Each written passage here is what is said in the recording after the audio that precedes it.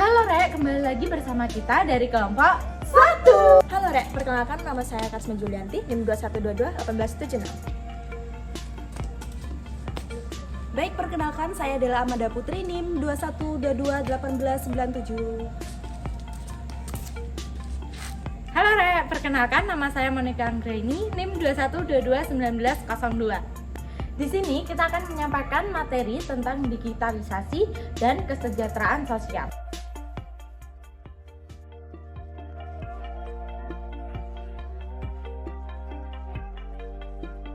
Yuk ikutin pembahasan kita.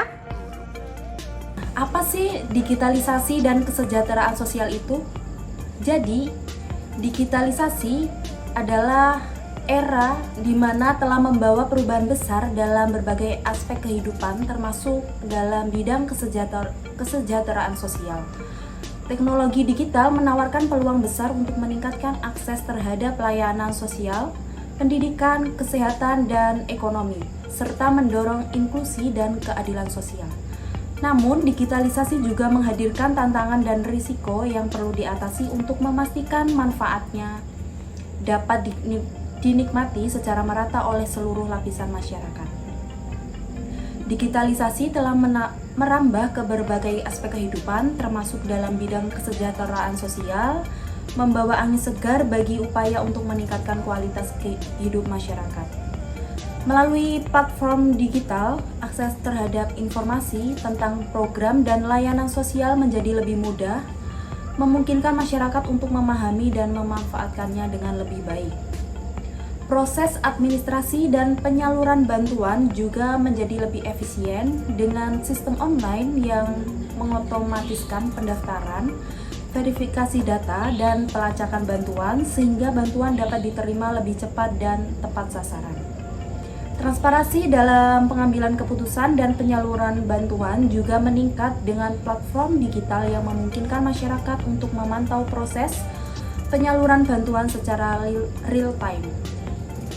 Keterlibatan masyarakat dalam program kesejahteraan sosial juga terdorong dengan platform digital yang memfasilitasi survei, pengaduan, dan forum diskusi sehingga suara masyarakat dapat didengar dan program dapat lebih responsif terhadap kebutuhan mereka.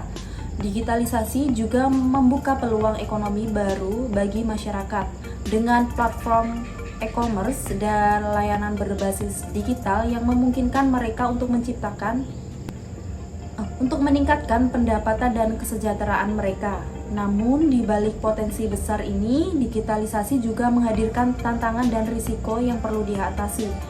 Kesenjangan digital dengan akses internet dan literasi digital yang terbatas di beberapa daerah dapat menghambat penggunaan platform digital dan menyebabkan eksklusi bagi kelompok masyarakat tertentu. Keamanan data dan privasi juga menjadi isu penting dengan data pribadi penerima bantuan yang rentan terhadap akses yang tidak sah dan penyalahgunaan. Penting untuk memastikan bahwa platform digital dirancang dengan baik, ramah pengguna, dan mempertimbangkan kebutuhan khusus kelompok masyarakat tertentu, sehingga tidak terjadi eksklusi dan diskriminasi. Dengan strategi yang tepat, digitalisasi dapat menjadi alat yang efektif untuk mencapai keadilan sosial dan kesetaraan dalam masyarakat, memastikan bahwa manfaat kesejahteraan sosial dapat dinikmati secara merata oleh seluruh lapisan masyarakat. Program bantuan sosial berbasis digital memanfaatkan teknologi untuk meningkatkan efisiensi dan efektivitas distribusi bantuan kepada masyarakat.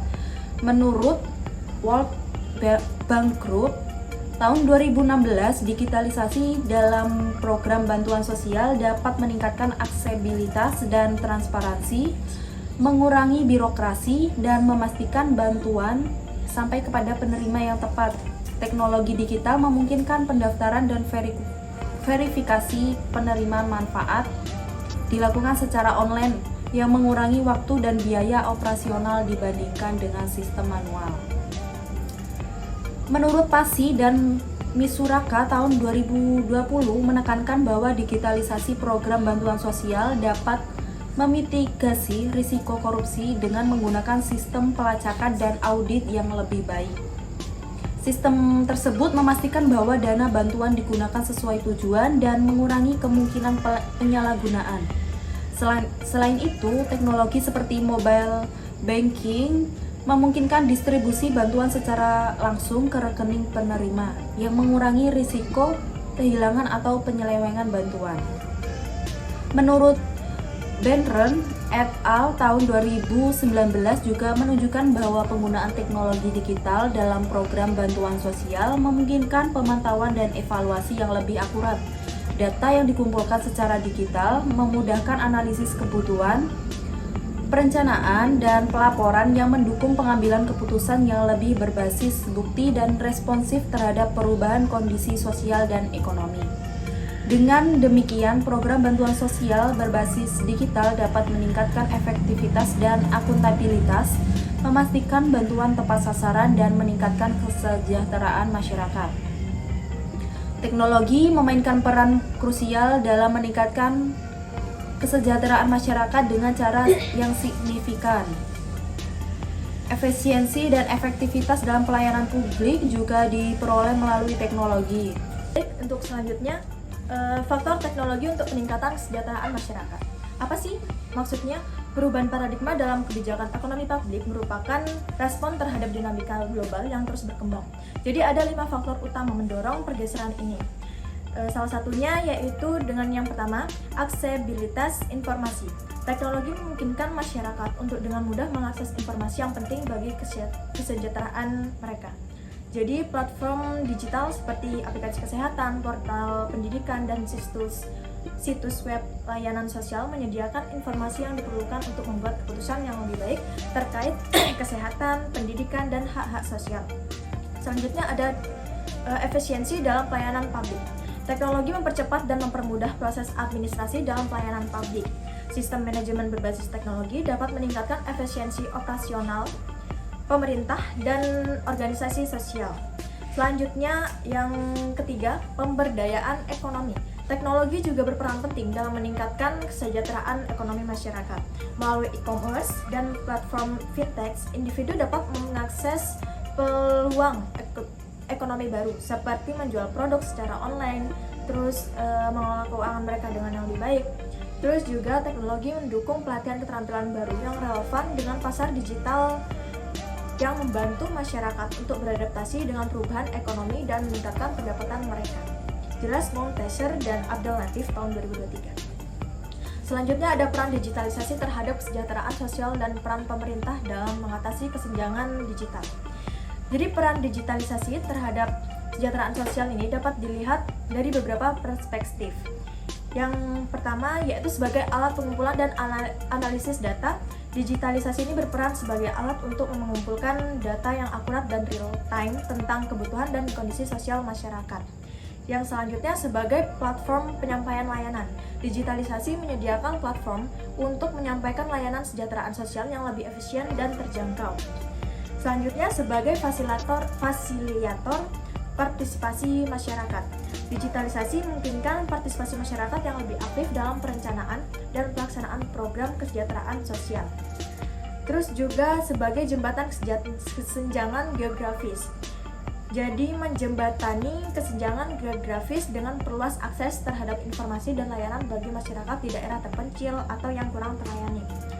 Terus juga sebagai alat untuk pemantauan dan evaluasi yang mendukung evaluasi yang lebih efektif terhadap program dan kebijakan kesejahteraan sosial. Selanjutnya dampak digitalisasi terhadap kesejahteraan sosial. Jadi terdapat partisipasi yang ini membuat masyarakat merasa lebih didengar dan terlibat dalam pembangunan yang dapat meningkatkan kesejahteraan sosial. Salah satunya ada dampak negatif digitalisasi bagi kesejahteraan sosial, yaitu yang pertama kesenjangan digital. Yang kedua, pengangguran akibat otomatisasi. Yang ketiga, masalah privasi dan keamanan data. Ini tuh dimana data pribadi biasa disalahgunakan atau bocor. Terus selanjutnya ada dampak pada kesehatan mental. Terus juga ketergantungan pada teknologi dan penyebaran informasi yang salah. Untuk selanjutnya, dampak positif digitalisasi bagi kesejahteraan sosial, yaitu yang pertama, akses layanan publik yang lebih mudah. Terus juga untuk meningkatkan inklusi keuangan dan peluang ekonomi baru dan lapangan kerja. Hal ini membuka peluang kerja baru di bidang teknologi e-commerce dan layanan berbasis digital, terutama pada bisnis kecil dan UMKM yang bisa berkembang dengan memanfaatkan platform online yang meningkatkan pendapatan dan membuka peluang usaha yang lebih luas. Baik, selanjutnya saya akan menjelaskan tentang peluang dan tantangan digitalisasi terhadap kesejahteraan sosial. Tantangan inklusi digital, yaitu berbagai hambatan yang menghalangi akses, penggunaan, dan manfaat dari teknologi digital bagi berbagai kelompok dalam masyarakat. Inklusi digital adalah upaya untuk memastikan bahwa semua orang terlepas dari latar belakang sosial, ekonomi, atau geografis mereka memiliki akses yang setara dan kesempatan untuk menggunakan teknologi digital. Tantangan ini memerlukan upaya kolektif pemerintah, sektor swasta, LSM, dan komunitas untuk mengatasi hambatan tersebut. Kemudian langkah-langkah seperti investasi dalam infrastruktur, program pelatihan, regulasi yang mendukung akses yang adil, dan penyediaan layanan digital yang inklusif sangat penting untuk mencapai inklusi digital yang lebih baik di seluruh masyarakat. Yang pertama yaitu kesenjangan akses. Kesenjangan akses terhadap teknologi digital dapat terjadi antara wilayah perkotaan dan pedesaan serta antara kelompok sosial dan ekonomi yang berbeda. Yang kedua yaitu keterbatasan keterampilan digital. Masih banyak masyarakat yang belum memiliki keterampilan digital yang dibutuhkan untuk bekerja di sektor ekonomi digital. Kemudian yang ketiga yaitu keamanan siber. Serangan siber seperti peretasan, penyebaran hoaks, dan serangan DDoS menjadi ancaman serius bagi infrastruktur digital negara. Yang keempat yaitu inklusi digital. Tantangan inklusi digital adalah berbagai hambatan yang menghalangi akses, penggunaan, dan manfaat dari teknologi digital bagi berbagai kelompok dalam masyarakat. Kemudian yang kelima yaitu perubahan sosial dan kesehatan mental. Media sosial dan penggunaan teknologi yang berlebihan dapat menyebabkan isolasi dan masalah kesehatan mental. Kemudian peluang inklusi digital. Inklusi digital membawa sejumlah peluang positif, terutama dalam meningkatkan akses dan partisipasi dalam era teknologi. Inklusi digital menciptakan peluang besar bagi individu dan komunitas untuk meningkatkan kualitas hidup mereka dan berpartisipasi dalam ekonomi digital global. Dengan akses dan pendidikan yang sesuai, individu yang sebelumnya terpinggirkan dapat mengambil manfaat dari teknologi digital dan meningkatkan kualitas hidup mereka. Yang pertama yaitu pemberdayaan ekonomi desa. Pelaku usaha di desa dapat memasarkan produk mereka secara lebih luas melalui e-commerce lokal. Yang kedua yaitu inovasi pelayanan publik. Desa digital memberikan peluang untuk meningkatkan efisiensi pelayanan publik, misalnya dengan pembuatan surat online. Kemudian yang ketiga yaitu promosi budaya. Platform media sosial seperti Instagram, TikTok, dan YouTube dapat digunakan untuk mempromosikan budaya Indonesia kepada khalayak yang lebih luas. Yang keempat yaitu pendidikan dan akses informasi. Teknologi memungkinkan akses lebih luas ke pendidikan dan informasi, membantu mengurangi kesenjangan dalam pengetahuan dan keterampilan. Yang terakhir yaitu kesadaran sosial. Media sosial dan teknologi dapat digunakan untuk meningkatkan kesadaran sosial tentang isu-isu kesejahteraan, menyebarkan informasi penting, dan memobilisasi akses sosial. Kesimpulannya yaitu digitalisasi memiliki dampak yang signifikan dan kompleks terhadap kesejahteraan sosial, menawarkan peluang untuk meningkatkan akses, efisiensi, dan transparansi layanan. Dengan memanfaatkan teknologi digital, masyarakat dapat lebih mudah mengakses informasi dan program bantuan yang pada gilirannya memberdayakan individu dan meningkatkan partisipasi dalam pengambilan keputusan. Namun, tantangan seperti kesenjangan digital, privasi dan keamanan data, diskriminasi algoritma, serta ketergantungan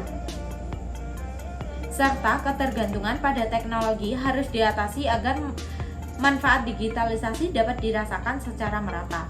Oleh karena itu, kolaborasi antara pemerintah sektor swasta dan masyarakat sipil sangat penting untuk menciptakan kebijakan yang inklusif dan perlindungan yang kuat terhadap data. Dengan pendekatan yang tepat, digitalisasi dapat berkontribusi secara signifikan terhadap peningkatan kesejahteraan sosial bagi seluruh lapisan masyarakat.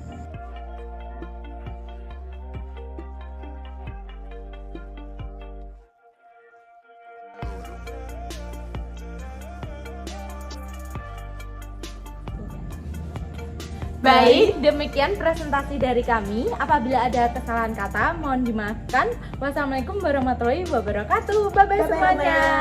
Bye semuanya. Bye, wes.